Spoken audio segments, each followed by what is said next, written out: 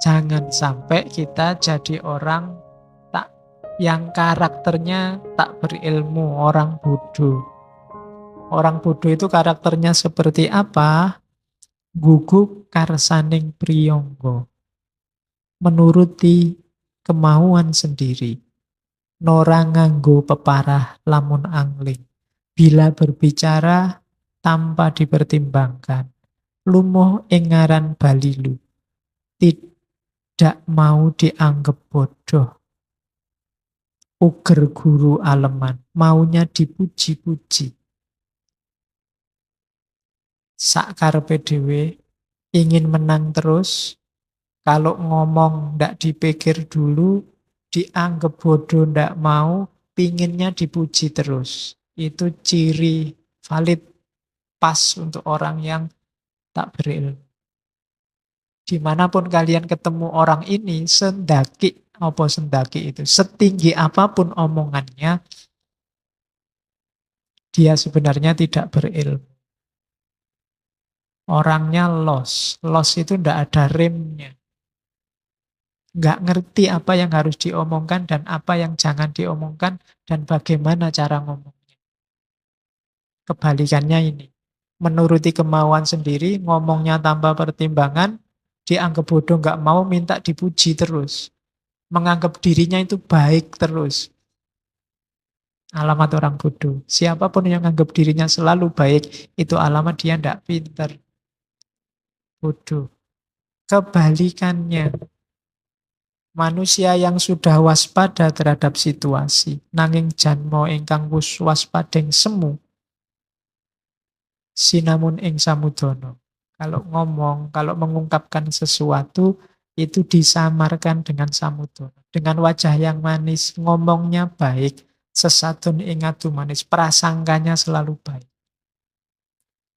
Jadi orang yang bisa menguasai dirinya, kalau ndak suka, ndak tiba-tiba ngomong jelek, atau seandainya harus mengingatkan ngomong, dikemas dengan cara yang baik. Samudono. Samudono itu nyamar. Ndak kelihatan. Kadang-kadang yang diingatkan sana, ngomongnya ke sana. Biar sini terasa. Itu orang pinter. Jadi bedanya orang pinter dan orang tidak pinter, itu kalau di sini yang pertama-tama cara ngomong. Kalau ada orang los, ngomong, ndak dipikir dulu. Kalau di Mas Mbok ngomongnya dipikir. Loh, memang gini saya ini, belak-belakan, terang-terangan, apa adanya. Kan ada yang begitu. Loh, kalau semua orang belak-belakan, terang-terangan, bisa buyar dunia ini. Setiap kali ndak suka, ngomong. Setiap kali ndak cocok, ngomong. Tawuran mesti. Kenapa? Ya setiap orang isi kepalanya beda-beda. Nggak cocok atau kamu pakai baju batik itu kok nuani koyo. Padahal kan cukup diatur gimana caranya ngomongnya. Seandainya harus diomongkan atau kalau nggak perlu diomongkan ya nggak usah diomongkan. Milih warna kok hitam. Warna itu yang cerah, yang itu kan nggak cocok juga. Kalau ini tak omongkan juga kan tawuran. Aku bisa tawuran sama kamu, sama kamu. Banyak yang nggak cocok. Model rambut kok kayak gitu. Misalnya, ya kan nggak cocok aku. Kalau apa ya terus tak omong kan nggak. Oke, ya sekarang enggak ada. Sini model rambutnya bagus-bagus. Akan ada yang di pihak tengah full itu. Zaman dulu. Ngarani model bokong. Jadi, dulu Rano Karno zaman dulu. Oke, enggak. Jadi jangan dikira orang yang belak-belakan terang-terangan itu baik katanya. Enggak. Itu menunjukkan orang enggak bisa mengekang dirinya. Menunjukkan dia enggak pinter. Dianggap bodoh ndak mau. Pengen dipuji. Kalau ada orang ngomong, saya itu ya sukanya belak-belakan gini. Itu berarti dia sebenarnya pengen dipuji. Wah, bagus sampean jujur. Kan pengen gitu. Setiap orang ngomong ada sayanya, itu biasanya pengen dipuji. Kesayaannya itu. Keakuannya itu. Aku ini ya gini, terserah kamu suka apa enggak. Itu sebenarnya dia pengen dipuji. Akunya itu. Nah, itu diingatkan oleh Mangkunegara lewat Wedotomo. Ada lagi lanjutannya, ciri selanjutnya orang tidak berilmu. Si Pengung Nora Nelegowo, Sang Soyordo Deniro Cacariwis.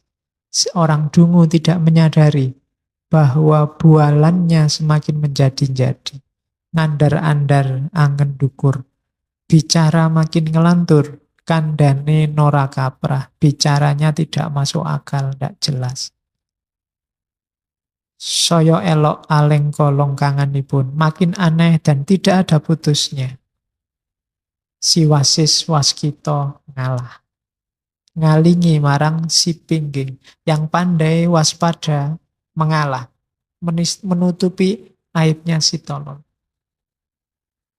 Jadi ini lanjutannya. Ngomongnya tidak jelas, ngomongnya ngelantur, tidak masuk akal. Ngeyele pol.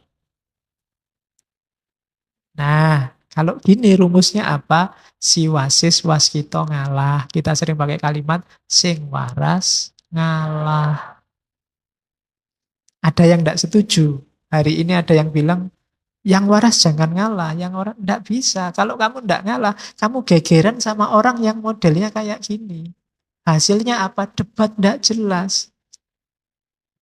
Hasilnya kamu, masalahnya tidak selesai, musuhmu tambah banyak. Jadi kalau memang ingin meluruskan, tidak usah dilawan dia. Kasih tahu saja mau idho, hikmah atau jadal. Cuma jadal itu ngelawan. Jangan dilawan. Jadi ngalah dalam arti kalau ada orang ngelantur kayak gini ngeyel ora gelem kalah. Bahasamu hari ini apa? Dogmatis mesti benar mesti apik. Jangan dilawan, kamu ngalah. Ngalah dalam arti jangan ditabrak langsung. Kalau kamu tabrak langsung tidak menyelesaikan masalah, cuma nambah masalah. Jadi bener sing waras ngalah. Dakwahlah dengan hikmah. Jangan diajak tawuran. Mesti ngeyel. Tidak akan selesai. Ya sudah. Tunggu dia sampai lerem, bahasa Jawa nih, sampai situasinya memungkinkan, masuklah dengan omongan, masuklah dengan contoh perbuatan. Jangan dilawan saat itu. Kalau dilawan tidak ada habisnya kayak kamu diskusi selamat hari Natal kemarin. Siapa melawan siapa tidak jelas. Hasilnya kan tawuran. Itu kan musiman, tahunan. Iya, tiap Natal gegeran, nanti tahun baru ya gegeran. Sekarang sudah mulai. Jangan rame-rame di tahun baru. Padahal yang larang rame-rame yang paling rame. Ya kan, tawuran. Itu Januari tahun baru. Nanti bulan Februari rame lagi. Valentine Day. Haram apa halal. Ya kan, mesti tawuran terus, tidak ada akhirnya. Mbok kamu ngasih dalil apa aja, yang ada di kubu kanan ya di kanan, yang ada di kiri ya di kiri. Dengan dalilnya masing-masing. Maka sing waras ngalah. Jangan nambah situasi. Kalau kita sudah wasis waskito waras, ya jangan ikut-ikutan gegeran kayak anak kecil. Menunjukkan kita belum matang kalau ikut di sana. Jadi ya ben lah. Ditunggu dulu sampai situasi jernih, sampai orang saling terbuka, saling mau menerima manfaat dari sesamanya baru jalan. Tapi kalau lagi panas-panasnya itu, kamu masuk lewat jalur manapun, ditabrak dari arah berlawanan mesti. Oleh yang berbeda pandangan. Jadi itu karakternya. Jadi kemarin kalau ada yang tanya, dari mana kalimat sing waras ngalah, kita sekarang punya referensi. Ya. Oke. Mempertajam rasa. Terus kalau sudah rasanya tajam, dipraktekkan. Prakteknya apa? Bengkas kahardaning driya supaya dadya utami. Menyingkirkan hawa nafsu terus jadi manusia yang utama, yang berbudi luhur. tanikani rasa, bukan orang yang lemah budinya dan tumpul perasaannya. Jadi perasaan harus dipertajam. Olah rasa. Banyak orang pinter tapi tumpul di rasa, lemah budinya.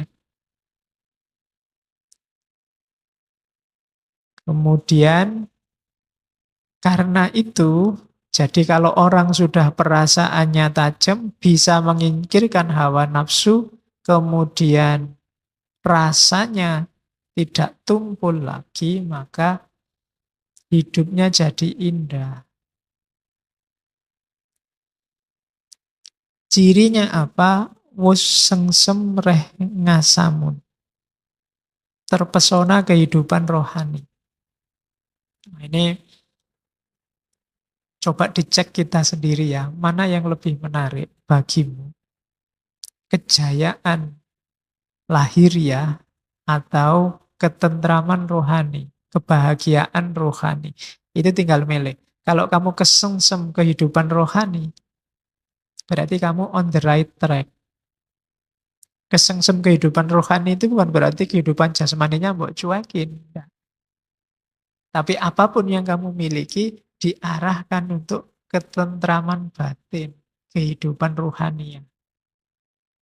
Kalau kamu sudah masuk ke batin, masuk ke dalam, di sana kamu akan ketemu hakikatnya hidup. Tapi kalau kamu tidak kesengsem dengan yang rohani, gerakanmu mesti keluar. Dan kalau kamu bergerak keluar, kamu mesti yang kamu kejar materi. Kalau dan materi itu tidak akan memuaskan dahagamu, tidak akan ada batasnya. Seneng hari ini, sebentar lagi bisa tidak seneng lagi. Seenak-enaknya kopimu itu, gelas pertama enak, gelas kedua agak biasa sudah, gelas ketiga sudah tidak enak, gelas keempat kamu muntah. Materi. Tapi kalau yang kamu kejar nyamannya rohani, mungkin setengah gelas cukup. Sudah tidak usah lagi, selesai. Nah, itu ketentraman rohaninya. Tapi kalau kamu kuantitas keluar, harus ngambil lagi nih, ambil dua. Kalau enggak dua, yang lain ngambil, rugi aku. Terus itu kan, dan tidak ada batasnya. Ketika kamu ngambil dua, temanmu yang sebelah juga dua. Loh, dia juga dua. Nanti dia, terus aku harus lebih dari yang lain. Nah, perlombaan dunia itu begitu. Maka cirinya, gerakanmu sudah on the right track, kamu kesengsem kehidupan rohani. Kamu jatuh cinta dengan dunia rohani. Itu pentingnya olah rasa. Dan nanti di bait selanjutnya ada istilah orang yang kesengsem dengan dunia rohani itu apa? Dia tidak akan marah, dia akan dengan senang hati meskipun dianggap bodoh. Bungah ingaran cubluk, sukeng tias yang den ino, tetap gembira meskipun dihina. Ini berat. Orang yang mengalami kebahagiaan rohani itu dianggap bodoh juga senang-senang aja. Dihina juga gembira-gembira saja. Oh, itu susah. Jangankan dihina, kamu dikomentari agak nyinyir dikit aja kan marahmu luar biasa. Padahal orang maunya ndak ke sana, kamu tafsirkan ke sana. Nah, itu ciri-ciri orang yang tidak kesengsem dengan kebahagiaan rohani. Golek gegeran terus. Nyari masalah terus. Nyari problem. Maka ayo latihan kalau orang Jawa olah rasa. Tidak cuma olah pikir, ya olah pikir itu nanti jadi jembatan untuk menuju olah rasa. Oke, jangan iri, jangan dengki. Penyakitnya manusia hari ini gara-gara medsos. Iri, dengki. Dengki itu tidak suka kalau orang lain senang. Senang kalau orang lain susah. Biasanya kelompok sana. Kalau kelompok sana dapat masalah, kamu senang. Nah, siapa suruh milih gubernur itu? Sudah tak bilang. Kalimat itu menunjukkan kamu dengki sebenarnya. Atau kalau sana sukses, kamu iri. Alah kayak gitu aja, jagoku bisa lebih baik. Itu iri. Jadi bersihkan dirimu dari hal-hal itu. Tentang apapun pada siapapun. Kalau dua ini masih ada ya ilmumu tidak akan jadi cahaya. Iri, dengki. Terus tanpa nasten. Tidak gampang ngamuan. Kalau dikritik orang, diingatkan orang, atau ada yang tidak cocok sama kebenaran yang kamu yakini, jangan cepet-cepet ngamuk toh. Jangan panasan. Hari ini kan kita gampang panas. Biasanya kalau kita meyakini sesuatu benar, terus orang lain tidak cocok sama kita, itu biasanya kita panas. Ya meskipun ekspresi panasnya macam-macam. Jadi tan panas ten. Terus jangan ganggu orang lain. Nora jahil. Oke. Mungkin jahilnya beda ya hari ini. Jahilnya itu kadang bikin foto-foto di Photoshop, terus bikin, nah itu jahil. Atau mungkin kamu punya teman kuliah, ala pak iseng-iseng daripada sepi ganggu temenmu. Itu jahil namanya. Sandalnya disembunyikan. Lagi enak-enak di kamar mandi, bajunya dibawa lari, itu jahil. Contoh paling gampang. Ngerti temennya di kamar mandi, pintunya rusak, terus kamu buka. Wah, pura-pura. Padahal lu ada orangnya, padahal sudah tahu kalau ada orangnya. Sering ya kadang-kadang gitu, zaman di pondok itu ngerjain temennya. Saya dulu ada teman yang penakut luar biasa. Kalau ke kamar mandi malam-malam dikerjain teman-temannya. Dari jauh dilempari batu. Dueng gitu. Dia kaget luar biasa. Kaget langsung lari keluar. Aku ora wedi. Terus balik lagi. Aku ora wedi kok. Balik lagi. Itu jahil. Biasanya kalau yang seusia kita kan suka jahil. Sama tetangga suka-suka jahil. Ndak lah. Iseng-iseng yang ndak penting. Ya seusia kita sekali-sekali jahil asal ndak bahaya ya. Untuk menyegarkan suasana. Misalnya kopinya dari dia ngantuk kopinya mbok entekke ngono. Masalah lah, konco dhewe. Tapi jahil yang merugikan. Oke, misalnya tiba-tiba temenmu fotonya kamu pasangkan sama cewek cakep misalnya. Itu kan kasihan cewek cakepnya. Oke. Jadi ya kalau temenmu seneng ya, terus jangan melampiaskan hawa nafsu. Hawa nafsu itu kamu penuhi sekadarnya saja, tidak usah angkara murka dihabis-habiskan. Kita dunia itu butuhnya tidak banyak. Dan amung eneng amreh. Jadi lebih suka diam, mencari ketenangan, menjernihkan pikiran.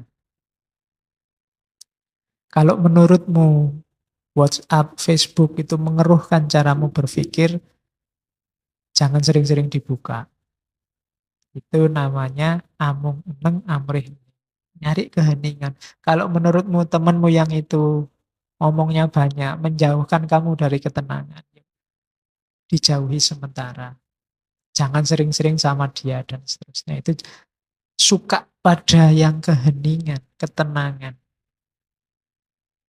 Selama kita menempuh jalan ilmu, jalan tirakatnya. Syukur-syukur kita ada guru yang bijak. Sarjono kang martapi. Sarjono itu guru. Kang martapi itu kalau disingkat SKM. Beda sama SAG, beda sama ya. Sarjana kang martapi itu orang bijaksana yang berjiwa pertapa. Berjiwa pertapa, topo itu bahasa sufinya mungkin uzlah. Orang yang sudah menang melawan dunia. Bukan guru yang masih dimabuk oleh dunia. Politiknya, materinya, ekonominya, dan seterusnya. Tapi guru yang sudah menang melawan dunia, sarjono kang martapi. Ikuti, cari kalau ada itu, ikuti. Yang jelas bukan saya. Ini juga usikum wa nafsi. Ya, Karena gelarku bukan SKM tapi SAG. Ya.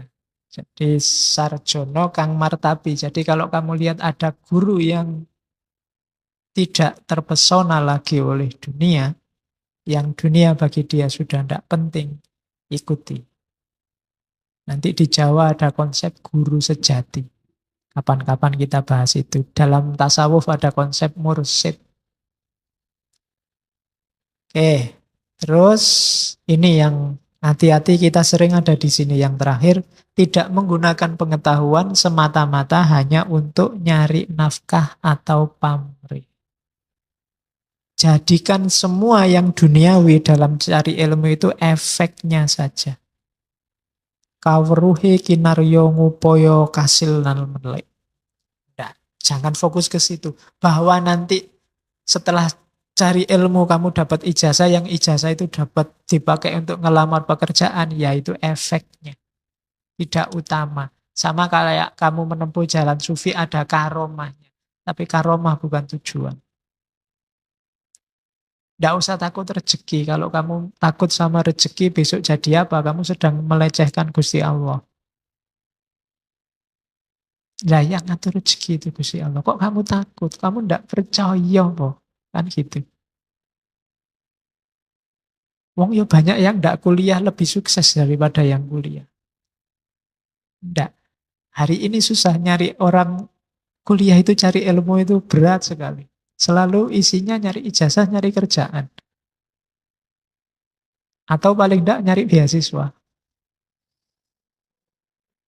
Loh, kalau kamu pinter berkualitas di dunia ilmu, nanti dapat karomah namanya beasiswa.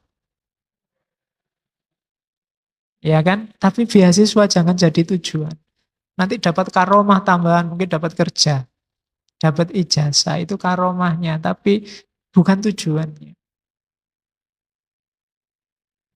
Jadi itu dietnya pencari ilmu yang sejati.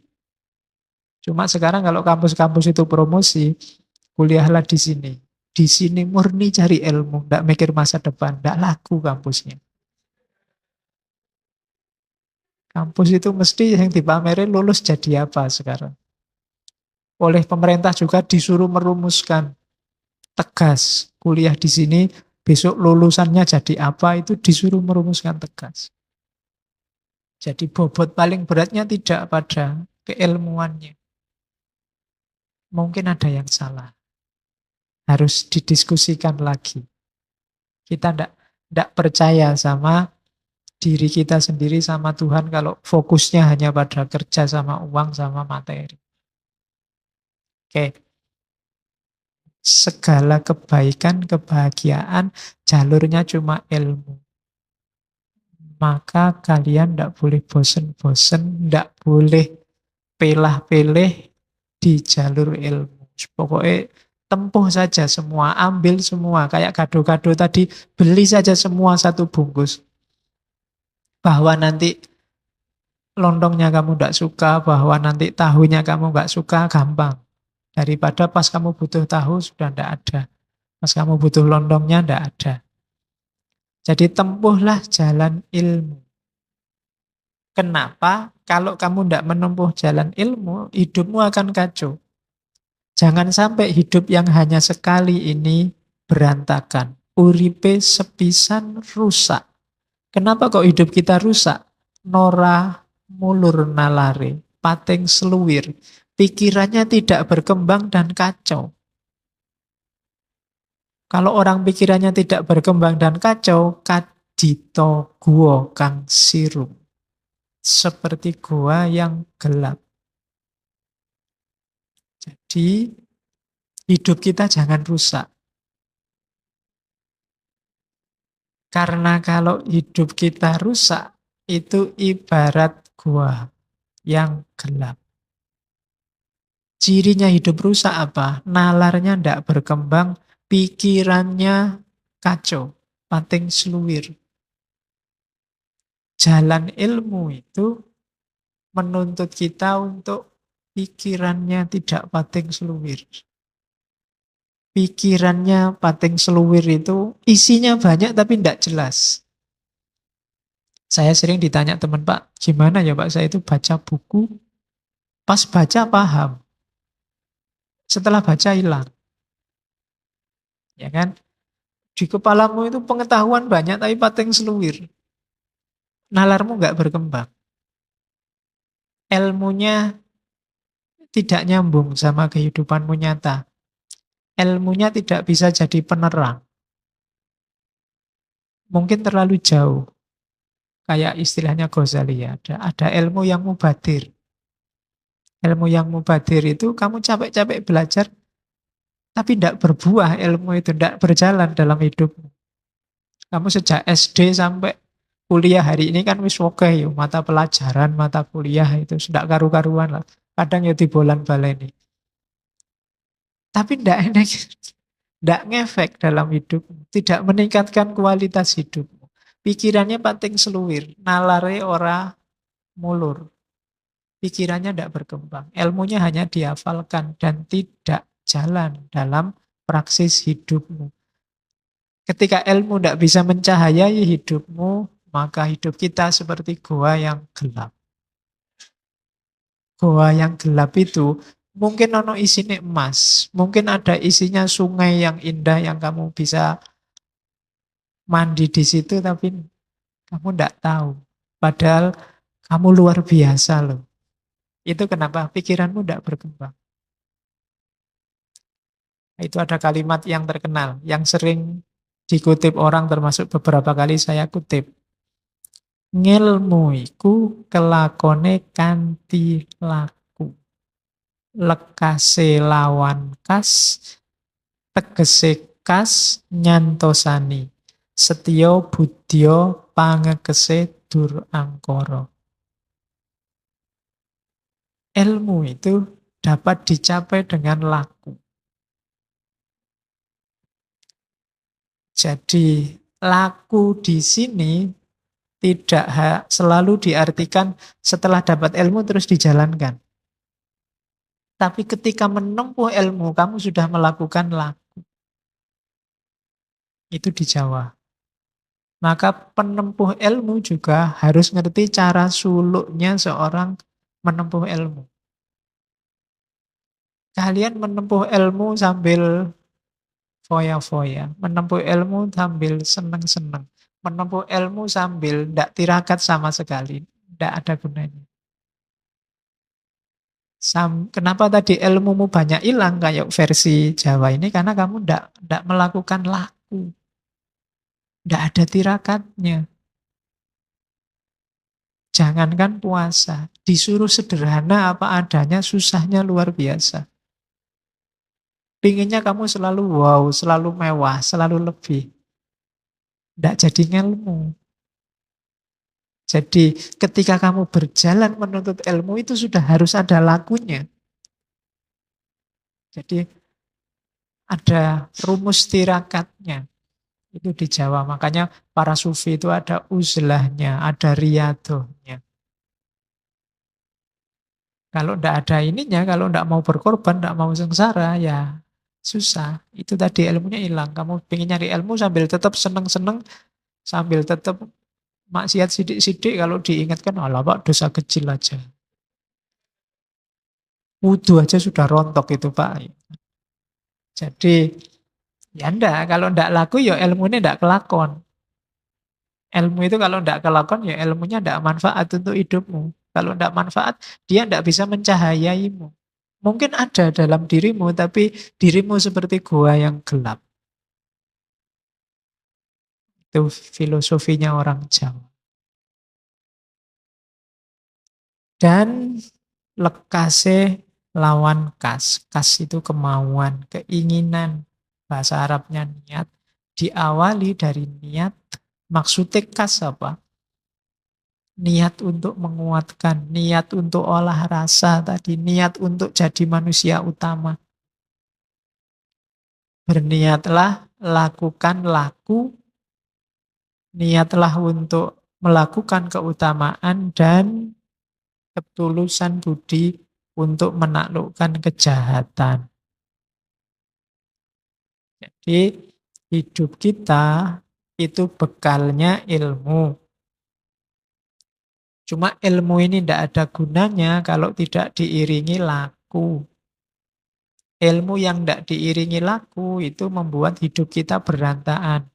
Karena akal kita tidak berkembang, pikiran kita fragmentaris, pating seluwir, dan hidup kita seperti dalam gua. Mungkin kita pinter, mungkin kita punya banyak bekal, tapi tidak mencahayai hidup kita. Hidup kita orang kaya wong pinter. Banyak kan orang yang sarjana, mungkin dokter, mungkin profesor, akhirnya dipanggil KPK. Kenapa bisa begitu? Ilmunya tidak mencahayai hidupnya. Mungkin dia ngerti, mungkin bahkan apal ayat, mungkin juga bisa ceramah. Buktinya kalau ke pesantren ya para santri cium tangan. Tapi ilmunya sendiri tidak mencahayai hidupnya. Jadi tempuhlah jalan ilmu. Nasihatnya Mangkunegoro IV dengan laku. Yo gelemlah tirakat. Tirakat itu bukan berarti hidup tidak punya, punya. Tapi kamu ambil secukupnya, kadang-kadang kamu cegah dirimu untuk tidak menikmati yang bisa kamu nikmati. Itu puasa. Makanya saya sering dulu waktu filsafat puasa, hanya orang puasa yang menikmati, ngerti enaknya buka puasa. Kalau kamu tidak puasa, tidak ketemu buka puasa. Maka jalani laku. Yang ingin masa depanmu cerah, mungkin sekarang kamu ragu-ragu, bimbang, tirakatlah. Cari jalur tirakat sesuai yang kamu cocok. Puasalah. Puasa tidak harus dalam arti harafiah kamu tidak makan, tidak minum, Senin Kemis, Daud, dan kawan-kawan. Itu boleh. Tapi yang jelas, kekang dirimu. Jangan dilampiaskan sekarang. Itu jalannya penempuh ilmu. Terus. Nah, ada istilah triprakara, 3 perkara. Pencari ilmu harus punya karakter lilo, trimo, legowo.